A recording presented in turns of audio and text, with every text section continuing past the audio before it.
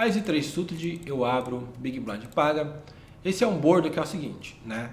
Esse não é um board que nem o Ás 6 e 2, por exemplo, onde eu vou fazer sempre C-bet. Esse é um board onde eu tenho que escolher duas estratégias, né?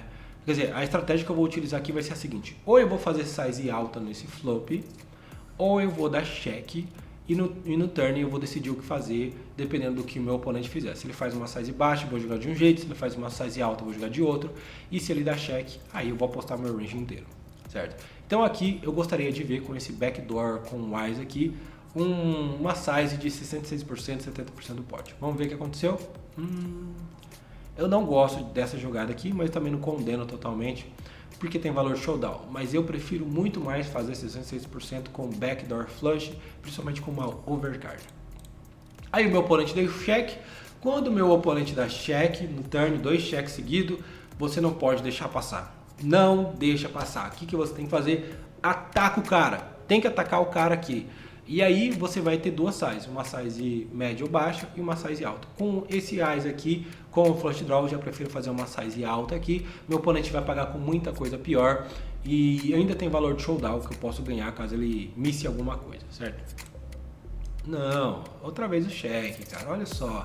Perceba que não adianta você ter uma estratégia que funciona contra o field se você não coloca ela em prática. E eu tô colocando isso justamente para vocês verem que até o mesmo no meu jogo ele tem falhas, certo? O meu jogo ele tem falhas que eu tenho que corrigir.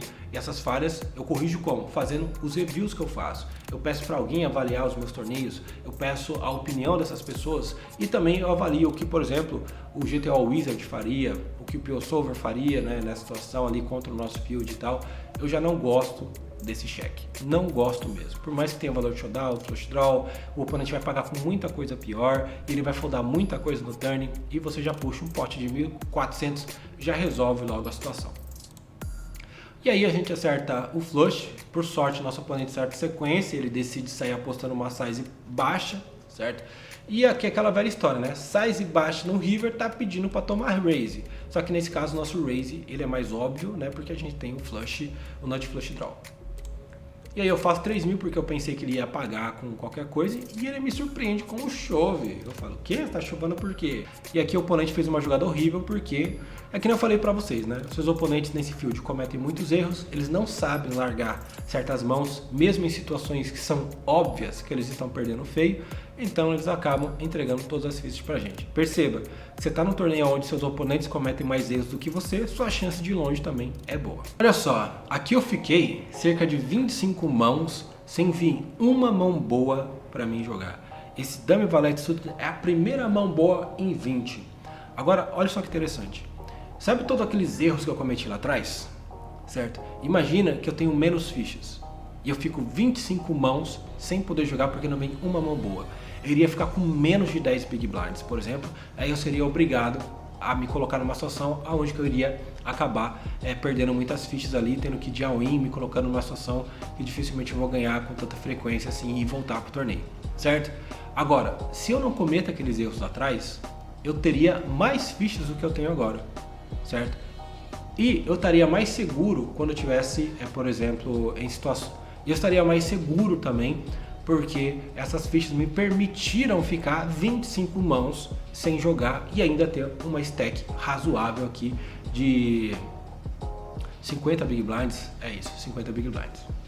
Eu abro, sou pago pelo MP, contra o MP, tá, de EP versus MP, a gente sempre vai dar check ali, raramente a gente vai dar uma C-bet, a não ser que tenha informações sobre o oponente ou que a situação permita que você faça a C-bet, certo? Deu check, muito bom até agora.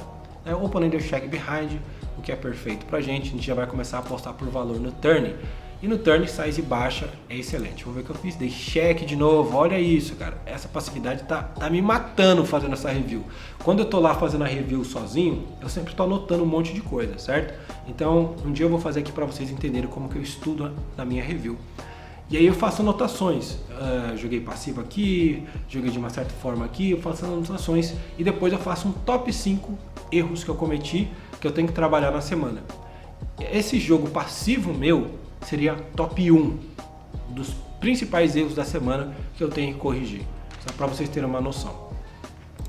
Aí o oponente pós 500, a gente nunca vai foldar aqui, né? Tava até pensando aqui, talvez um raise seria bom, mas jogar assim tá bom também, não acho ruim, né? Contra uma size baixa, eu poderia também ter feito uma size baixa, que ele poderia pagar com mãos piores, mas dei check. Aí o oponente faz uma size alta, a gente simplesmente folda, né? A gente não vai ficar fazendo hero call no poker contra o nosso field. Então simplesmente foldar e não fazer o hero call, porque a gente não vai ganhar tanto assim, tá ótimo. Próxima mão, Ice Valete, eu isolo Limper, só pago pelo Big Blind e pelo Limper original. Eles não vão ter tanta mão assim de trap, tá? Nessa situação, então eu tô de boa, porque Ice Rei, Ice Dama, os pares mais fortes vão dar Limp Raising, né? Aí vem 10, 8 e 4, um board assim que eu considero razoável para se betar contra dois jogadores. E dei check de novo, cara, isso daqui tá me matando, vocês não tem noção do quanto eu tô odiando esses meus cheques, cara. Tá me matando, cara, assim, tipo, tô sentindo uma dor no coração, vou ter infarto por causa disso, certo? Aí vem o Valete, aí agora o Gabriel vai sair da passividade, né? Ele tem que sair agora. Toma essa pedrada então, né? 5 mil, 6 mil fichas no pote ali, e aí todo mundo foldou. Olha só, 2 cheques seguidos, tem uma mão de valor aqui. Cara, isso aqui tá muito alto, né? 50% tá bom pra ver se o cara paga ali com 8 ou com draw, né? Mas beleza. Próxima mão, Ice Dama passou. Outro Ice Dama, olha, interessante. Aí toma uma tribet. E aí, o que vocês fazem contra a tribet do Small Blind dando um squeeze ali contra a gente? Vocês pagam, vocês dão um chove. Na minha opinião, só tem duas jogadas aqui. Ou você dá um chove, ou você folda, certo? Porque esse oponente que vai estar bem mais forte, ele está ali no Small Blind, fora de posição, dando uma tribet no UTG, tá? Eu tô aqui das posições iniciais e é um squeeze contra dois jogadores, tá? E o nosso field, ele dá tribet como, gente? Ele dá tribet polar aqui, é tribet nit ou tribet linear. E na maioria das vezes vai ser tribet nit. O seu Ice Dama contra uma tribet nit está numa situação horrível. E se está numa situação horrível, você simplesmente deve foldar, gente. Só folda e vocês vão ficar muito bem. Lembra que eu falei para vocês? Vocês devem fugir de linhas de forças com mãos medianas e até mesmo com algumas mãos que são fortes, mas não são as mais fortes, por exemplo. Certo? Então não é uma situação onde você vai querer. Então fugir das linhas de força do seu oponente vai ser, na maioria dos casos, vai ser a melhor jogada.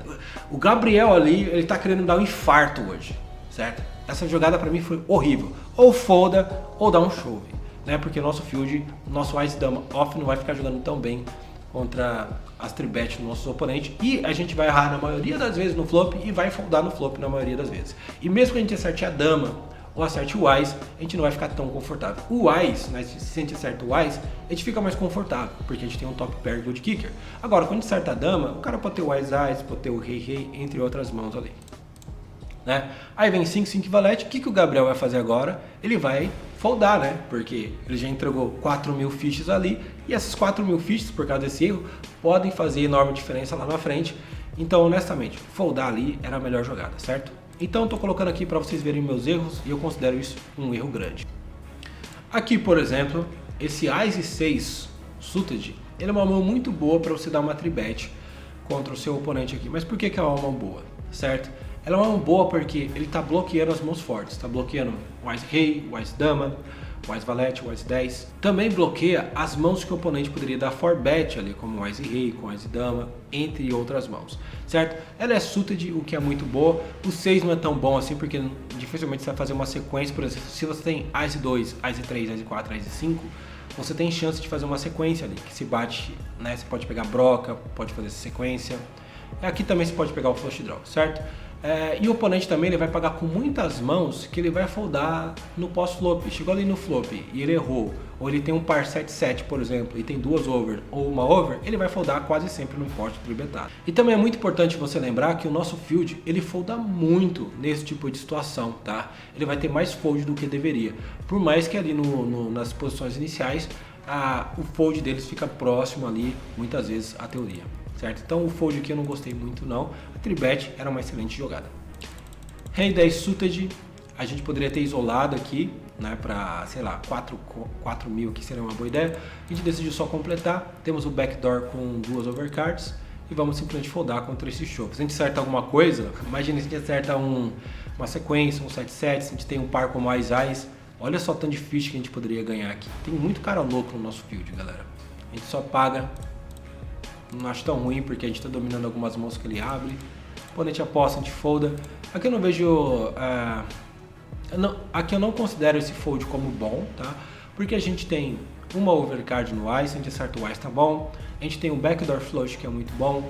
A gente também tem aqui o backdoor straight, porque a gente tem o 10. Então se bate um 9, se bate um rei, se bate uma dama, a gente pode ficar numa situação que a gente ganha cuidado. A gente pode jogar de check raise, de donkey bet, por exemplo, muitas vezes, certo? Que é uma resposta boa. Esse fold aqui eu já não gosto, né? A gente não quer ficar foldando mãos que tem um bom potencial, né?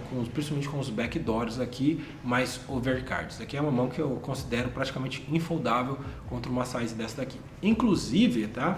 Uma das coisas que eu indico para vocês quando vocês tiverem essas mãos que tem 2 backdoors com overcard, por exemplo, começar a dar mais check raise, porque ela tem um bom potencial para o turn e para o river. 5 e 9, a gente completa, defende, né? Uma mão boa para defender ali. A gente dá check, não tem muito o que fazer, esse board está muito mais pro range do nosso oponente, né? Brother é muito mais pro range do EP. O oponente dá check e a partir do momento que, assim, ele não deveria ter check nesse board, tá? A partir do momento que ele dá check, a gente tem que atacar, porque ele vai foldar muita coisa. E aí o Gabriel deu check de novo. Ai, Gabriel. O que aconteceu? Era muita tela? Era isso? Né? A única razão de ter uma justificativa para esse tipo de jogada é você tá jogando muita tela. Aí o oponente posta 2.800, a gente só paga, porque esse valete aqui, por exemplo, conecta bastante coisa no range dele, né? Tem 3 brothers aqui, eu considero 10 como brother, alguns não considero 10 como brother, mas eu considero, mas eu posso mudar isso no futuro também, né? E aí no river a gente acerta o flush. Aqui o ideal é apostar tudo, honestamente, nesse flush aqui, porque o valete conectou com o range dele, a dama conectou, a valete conectou, 10 valete conectou, entre várias outras mãos que se conectaram com esse valete aqui. Então ele vai ter muita coisa que ele vai pagar. E esse rei de espadas aqui faz muitas dessas mãos, né, jogar de forma mais passiva ali, dando check behind, por exemplo, ou fazendo size baixa. Então o ideal mesmo, seguindo aquela regra que eu gosto de falar bastante, que é o seguinte: contra o nosso field, se você tem uma mão forte no river, não fica querendo dar check, simplesmente sair apostando é a melhor coisa que você pode fazer contra o nosso field. Agora, dependendo do jogador, dependendo da situação, aí sim você vai poder jogar de uma forma um pouquinho diferente. E eu fiz justamente isso, eu gostei, não foi um all-in, mas já foi uma size excelente, porque ele está conectado ali e ele vai ter muita mão que ele daria check, mas muitas dessas mãos pagam uma aposta, né? E o que o oponente fez, ele foldou.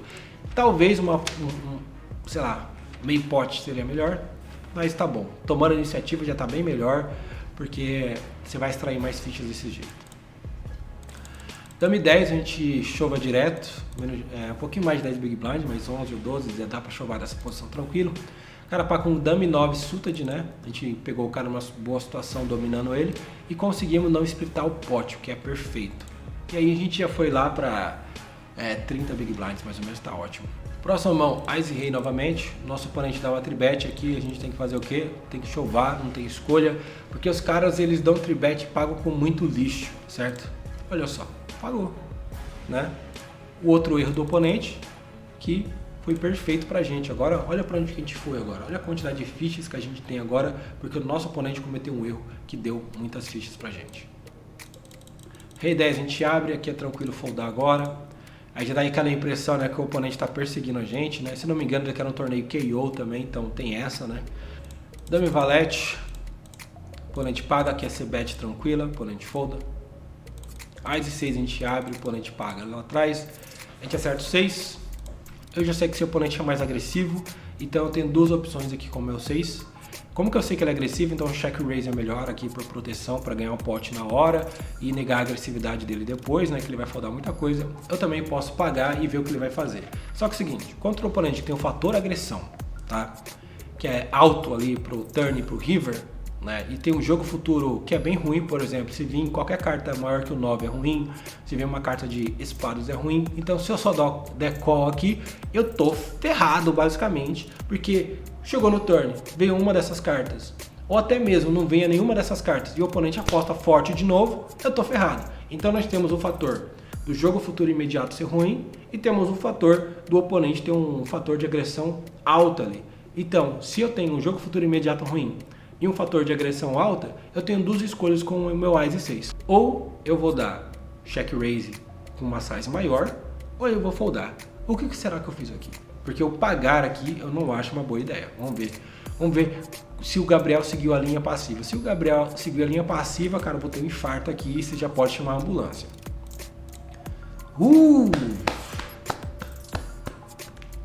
Excelente! Essa é uma dica fodástica para vocês aí, né? Jogo futuro imediato e o fator agressão do oponente. E aí o que o oponente faz? Ele pagou! Isso aqui me surpreendeu. Ele pagou o check raise. Aí eu já coloco ele. Pera, ele pagou o check raise? Tá. Ele deve ter um 9, ele deve ter um flush draw, ele deve ter backdoors, ele deve ter duas overs, porque alguns jogadores eles pagam com duas overs ali, principalmente se for próximo do 9, né? Então assim, mesmo que ele tenha pagado, eu ainda acho que eu consigo tirar ele do pote. Quando o oponente ele paga aqui, eu tenho duas opções.